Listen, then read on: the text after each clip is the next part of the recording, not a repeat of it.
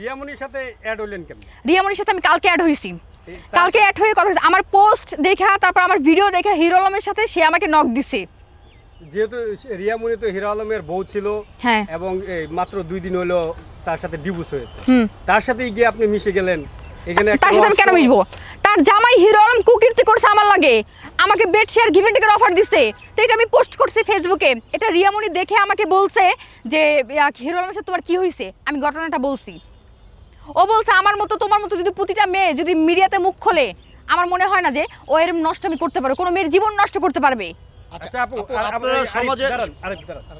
আরেকটা প্রশ্ন আছে, যে প্রশ্নটা হলো রিয়ামনির সাথে এখন তার সতীন আছে 5 নম্বর বউ, যেটাকে বলছে, সে বলতেছে এটার সাথে পরকীয়ার কারণে তাদের সংসার ভাঙছে। এখন তো তার সাথে একসাথে গোসল করে, করবেই তো ভাই, করবে না? সতীনে কি করছে, মেয়ে কি করছে আমাকে বলেন?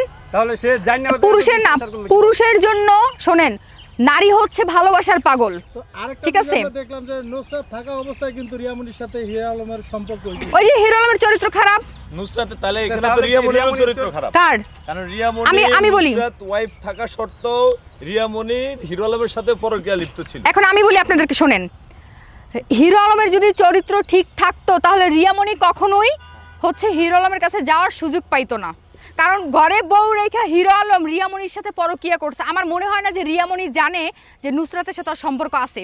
আমার মনে হয় রিয়ামনি এটা জানে যে ওর সাথে ডিভোর্স হয়েছে বা ছাড়াছাড়ি হয়েছে বা ওরা আলাদা আছে, এটার পরে হয়তো সম্পর্কতে জড়াইছে। তাহলে আপনি বলতেছেন যে হিরো আলম এই রিয়ামনি বা এক্সট্রা বিভিন্ন মেয়েদেরকে দিয়ে তার এই পরীক্ষা নিচ্ছে, মানে সে তাকে আপনারা পরীক্ষায় ফেলাইছেন নাকি? কাকে? এই যে হিরো আলমকে। না কেন, আমি তো কোনো পরীক্ষায় তাকে আমি করিনি। বললেন যে হিরো আলম কি ভাই খারাপ, মানে রিয়ামনির চরিত্র খারাপ? না রিয়ামনির চরিত্র আমি খারাপ কেন বলবো? একটা মেয়ে জানি না শুনে তাহলে কেন কিভাবে এটা শুনেন, একটা মেয়ে জানি শুনে কখনো কিছু করে না। যেহেতু রিয়ামনি মিডিয়া পারসন, মিডিয়ায় কাজ করে, হিরো আলম মিডিয়া পারসন। আমার কথা, হিরো আলমের যদি চরিত্র খারাপ না হয়তো সে বউ ব্যবসা কেন করতো? রিয়ামনিকে বিয়ে করে সে ঘরে রাখতো, পর্দা করাইতো, 5 ওয়াক্ত নামাজ পড়াইতো, কিন্তু সেটা না করাই কি করছে, শর্ট ড্রেস পরাইছে, তারপর তোমার আডু বের করে পেট বাই করে তোমার হচ্ছে উশৃঙ্খল বানাইয়া সমাজে তোমার পুরুষের সামনে নাচাইছে। শরম করে না, লজ্জা করে না? রিয়ামনি তো সেটাকে বাধা দেয় কেন? স্বামী বলছে, স্বামী বাধ্য করছে। না রিয়ামনি সেই কারণে এই কাজটা করছে। শুনেন, স্বামী যদি ঠিক থাকে, স্বামী যদি কঠোর থাকে, আমার মনে হয় না কোনো নারী মানে এই ধরনের কাজ করার সুযোগ পাবে। আমার মনে হয় না। যদি হিরো আলম আপনাকে বিয়ে করে পর্দায় রাখতেছে, আপনি কি রাজি কিনা? ভাই আল্লাহর রাস্তায় মাপ চাই ভাই, ওর মতো চরিত্র খারাপ একটা ফালতু নোংরা ডাস্টবিন আমাকে বিয়ে তো দূরের কথা ভাই, ওর মুখও যেন আমি কোনোদিন না দেখি। তো এই যে হিরো আলমকে কিন্তু আপনারাই আজকে এখানে নিয়ে আসছেন, আপনারা প্রতিটা মেয়েরাই কিন্তু আজকে নিয়ে আসছেন, নাহলে কিন্তু আজকে হিরো আলম হতে পারতো না।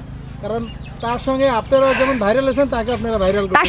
তার সাথে আমি ভাইরাল হই নাই, তার সাথে আমি ভাইরাল হই, আমি আমার নিজের যোগ্যতা ভাইরাল হইছি।